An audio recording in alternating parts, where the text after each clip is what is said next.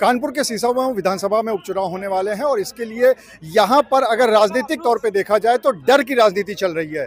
एक तरफ समाजवादी पार्टी का ये कहना है कि पुलिस प्रशासन की तरफ से डराया जा रहा है उनके वोटरों को, और दूसरी तरफ बीजेपी का ये कहना है कि समाजवादी पार्टी डर गई है अपनी हार को देखते हुए और इस वजह से इस तरह के आरोप लगा रही है। तो क्या है पूरी सच्चाई, इस पे बात करने के लिए आज हमारे साथ मौजूद हैं कानपुर के वरिष्ठ पत्रकार हैदर नकवी जी। उनसे बात कर लेते हैं।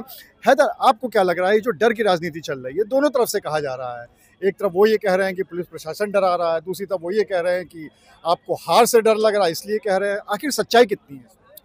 देखिए, ये चुनाव जो है बेसिकली मुद्दों का चुनाव ना होके दो पार्टियों के बीच में चुनाव सिमट गया है, पुल्स एंड पुल्स का है।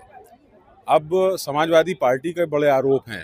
उनका ये कहना है कि पुलिस उनके कार्यकर्ताओं के खिलाफ 107-16 शांति भंग की कार्रवाई कर रही है, किसी की भैंस उठा ले जा रही है, रात में दुकानें बंद कराई दी जा रही है, किसी की दुकानें सील करी जा रही हैं। इसके एक उन्होंने लंबी फेहरिस्त बनाई हुई है और उनका कहना है ये पूरी जो कार्रवाई है वो वोटरों पे एक मानसिक दबाव बनाने के लिए है ताकि वो बाहर ना निकल पाए। अच्छा, भाजपा के लिए ये सीट एक नाक का सवाल है। 1996 के बाद से उसने ये सीट को जीता नहीं है। वो इस बार अपने संगठन की पूरी ताकत इस चुनाव को जीतने में लगा रखी है। हालांकि पार्टी के अंदर जो कैंडिडेट हैं उनको लेकर नाराज़गी है, लेकिन संगठन ग्राउंड पे काम कर रहा है और वो कोशिश कर रहा है कि हम पीडीए का जो काउंटर है वो किसी तरीके से हम उसको बांध लें। और मतलब सिर्फ ये नहीं कि जो यहाँ की राजनीति है वो ब्राह्मण और दलित और मुस्लिम के बीच में होती है, लेकिन बीजेपी ने इस बार जो चौपाल लगाकर जो छोटी समूह हैं उनको उन तक अपनी पहुँच बनाने का काम किया है। यानी दोनों ही तरफ से बातें हैं। हमारे साथ एक और वरिष्ठ पत्रकार रवि पाल मौजूद हैं, इनसे भी बात कर लेते हैं। रवि, अगर सीसामऊ की बात करें, कांग्रेस और समाजवादी पार्टी का गठबंधन जरूर है, लेकिन क्या वाकई में फील्ड पे ये गठबंधन दिखाई पड़ रहा है या सिर्फ ऐसा है कि आला कमान ने चूंकि अब कह रखा है, मजबूरी है, एक मंच पे भी बैठना है, लेकिन काम एक साथ होता दिखाई नहीं पड़ रहा है?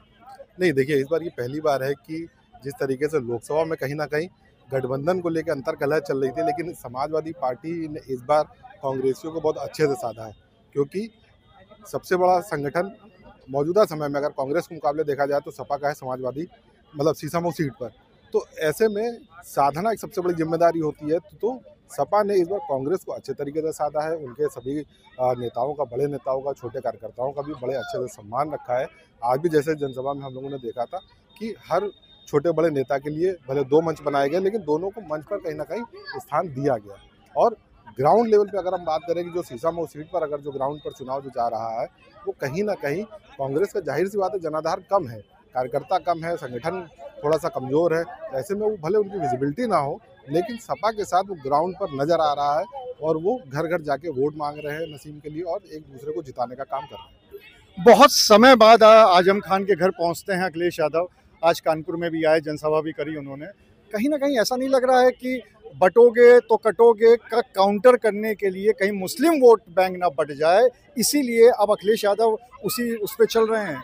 ये जिस तरीके से भाजपा ने बटोगे कटोगे का नारा देकर जिस तरीके से मुस्लिमों को जता दिया उन्होंने कि भाजपा ने कि मुस्लिमों को उनका वोट बैंक नहीं चाहिए, तो अब ऐसे में सपा के पास जिम्मेदारी बड़ी आ गई है कि मुस्लिम को एकजुट करें और अपने पक्ष में वोट कराएं।